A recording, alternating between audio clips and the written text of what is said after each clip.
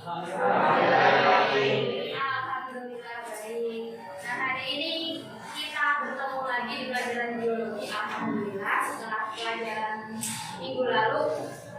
Nah, sebelumnya kita berdoa dulu supaya hari ini pembelajarannya berjalan dengan lancar dan aman. Silakan ketua kelas dipimpin berdoa. Siap.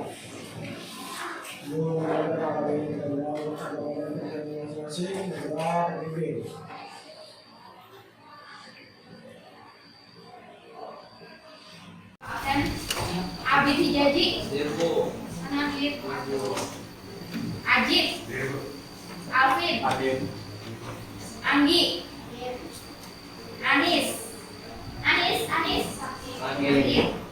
Asal Kafi, Dimantara, Dava, Dimalau, Neng, kita akan membahas tentang gangguan pada sistem pencernaan, tapi sebelumnya coba ada satu orang yang membacakan kuat di depan ini. Silakan.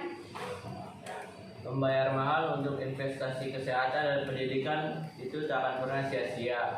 Justru kamu sedang mempersiapkan masa depan yang indah. Bisa memahaminya? Jadi salah satu investasi terpenting itu adalah kesehatan sama pendidikan. Kalau kita sehat tapi dan pendidikannya baik, insya Allah kedepannya akan baik, bisa tertata dengan baik. Apa yang telah kita bahas? Ada yang mau menyebutkan? Yuk, silakan. Itu mulut, yang kedua selangkangan, ketiga lambung, keempat ke usus halus, kelima ke usus besar, dan keenam ke anus. Ini tentang apa? Tentang organ pencernaan. Ya, tentang organ pencernaan, makanan. Lanjut. Ini adalah kelenjar pencernaan. Kelenjar pencernaan bisa disebutkan berdiri hati yang menghasilkan empedu, terus pankreas itu menghasilkan tripsin, lipase dan amilase. Ini tujuan yang akan kita pelajari. Kita diharapkan bisa mengidentifikasi gangguan pada organ-organ pencernaan. Pertama, menganalisis terjadinya gangguan pada organ pencernaan. Kemudian yang kedua, mencari penyebab dan menentukan solusi untuk mengatasi gangguan pada sistem pencernaan. Kita akan belajar dengan model problem based learning. Jadi ada masalah dulu, kemudian akan kita analisis dan cari solusinya. Intinya di situ. Langkah-langkahnya apa saja? Yang pertama, orientasi permasalahan. Akan ada ditampilkan berbagai macam gangguan pada sistem pencernaan. Kalian mengidentifikasinya. Organ misalnya penyakit, pengetahuan atau kognitif. Cara berpikir kalian melalui apa? Misalnya tes melalui tes, ada post test, kemudian melalui LKPD yang sudah kalian tulis di jawaban di LKPD. Kemudian yang kedua, keterampilan komunikasi. Tapi di sini bukan komunikasi tulis, yang lebih ditekankan pada komunikasi lisan. Bagaimana kalian berbicara, bagaimana kalian menyangga sesuatu, bagaimana kalian melakukan diskusi sama satu kelompok, kemudian bagaimana kalian menggunakan bahasa yang baik dan benar, kemudian ketika presentasi, alur presentasinya bisa sistematis, detail, dan informasinya tepat, dan sebagainya.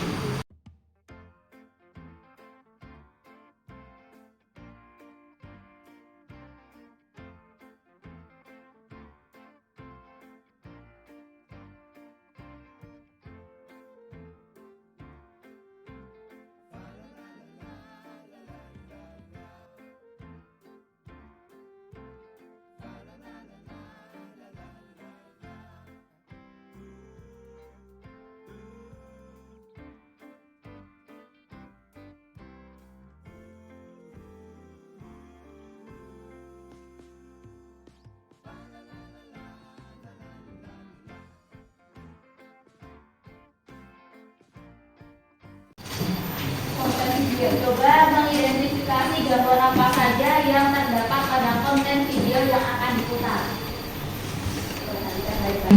Jadi inilah bentuk-bentuk gangguan pencernaan dalam tubuh kita. Selestomia pada rongga mulut, parotitis pada kelenjar tiroid, biasa Yang bisa. Tapi tiroid itu Pak, yang pertama ada selestomia atau mulut kering, terus ada parotitis, terus ada utus, ada appendicitis, ada diare, ada konstipasi, ada hemoroid, ada disentri, ada dispepsia, dan ada dispepsia. Orang dan kelas ini ada 40, ada 40 berarti ada 8 kelompok. Ada beberapa yang belum ada ya, tidak masuk. Silakan dikumpul ke kelompok masing-masing.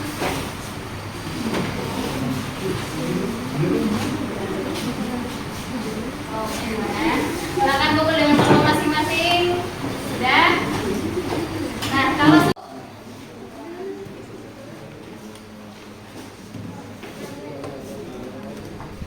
kelompok 2 semuanya. Kelompok 2.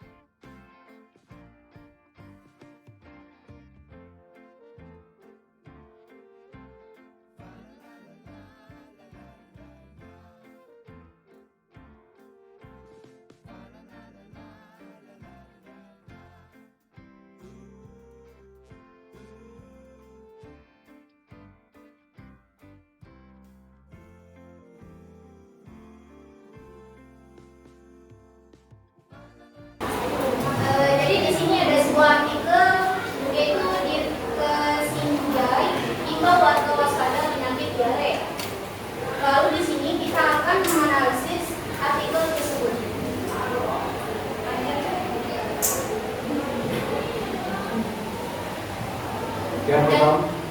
Yang pertama berdasarkan karena di atas permasalahan apa yang terjadi. Gangguan pencernaan yaitu diare.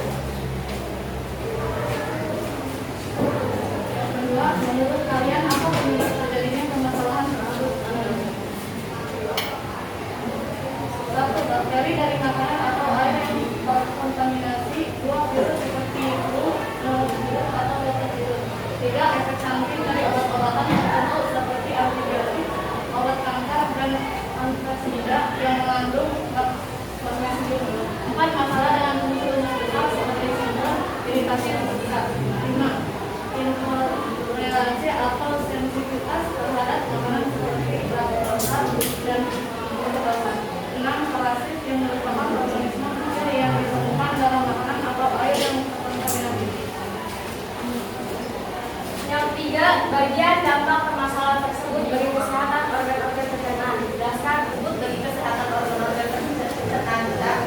Nah, dampaknya yaitu jika tidak segera diatasi, infeksi pada gusi ini bisa membuat jaringan dan kelopak gusi mengalami gangguan kerusakan pada gusi. Bahkan masuk ke dalam aliran darah yang bisa menyerang organ tubuh lainnya seperti jantung. Saat gusi terinfeksi dan mengalami peradangan, bakteri dapat masuk ke dalam aliran darah dari pembuluh darah di dalam mulut dan memicu infeksi pada otot jantung. Kondisi ini disebut sebagai infektif endokarditis. Selain penyakit jantung, penelitian juga menunjukkan bahwa ada kaitan antara penyakit periodontal atau penyakit gigi dan gusi dengan stroke. Perkenalkan, saya Mala dari kelompok 6. Saya ingin bertanya bagaimana cara meredakan nyeri gigi yang berlubang. Untuk pertanyaan dari mana kelompok 6.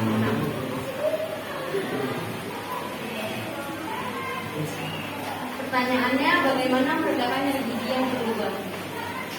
Yaitu dengan cara mengkompres air dengan air dingin dan menempelkan tes celup serta berkumur dengan larutan hidrogen peroksida. Terima kasih atas jawabannya.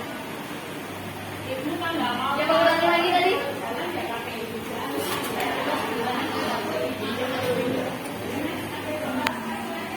Jelas dari alur bagian permasalahan, kemudian ada lagi apa tadi?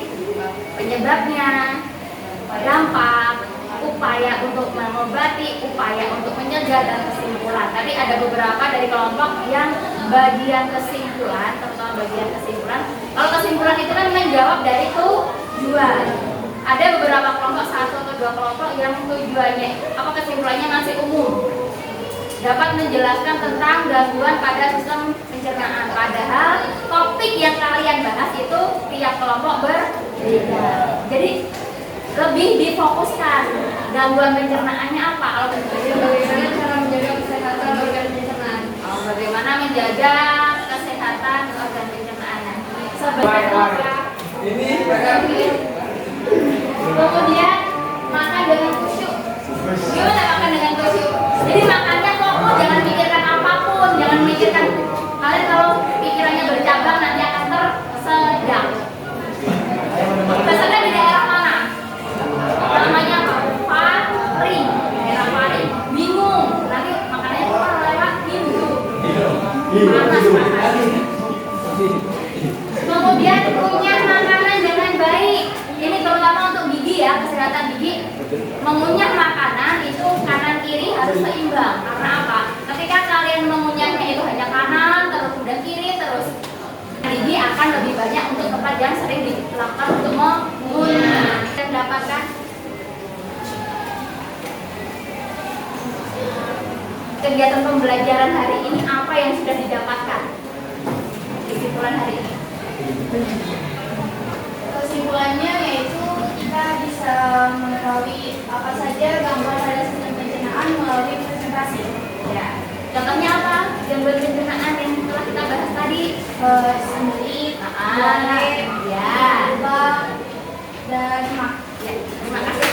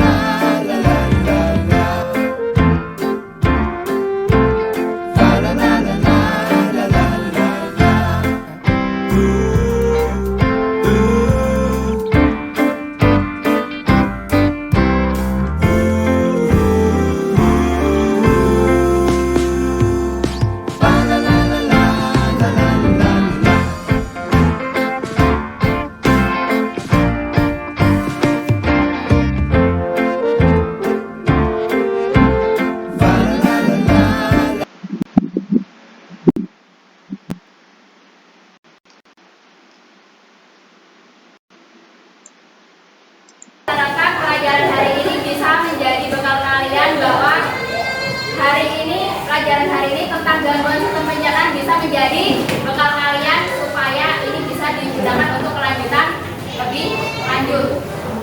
Pertemuan besok pagi, kita terakhir sebelum pas, kita akan membahas pendalaman materi. Jadi yang belum presentasi besok ya, beberapa lagi. Kita akan siap-siap untuk pulang. Sebelum pulang, baiknya kita berdoa. Menurut agama dan kepercayaannya masing-masing, berdoa terpimpin.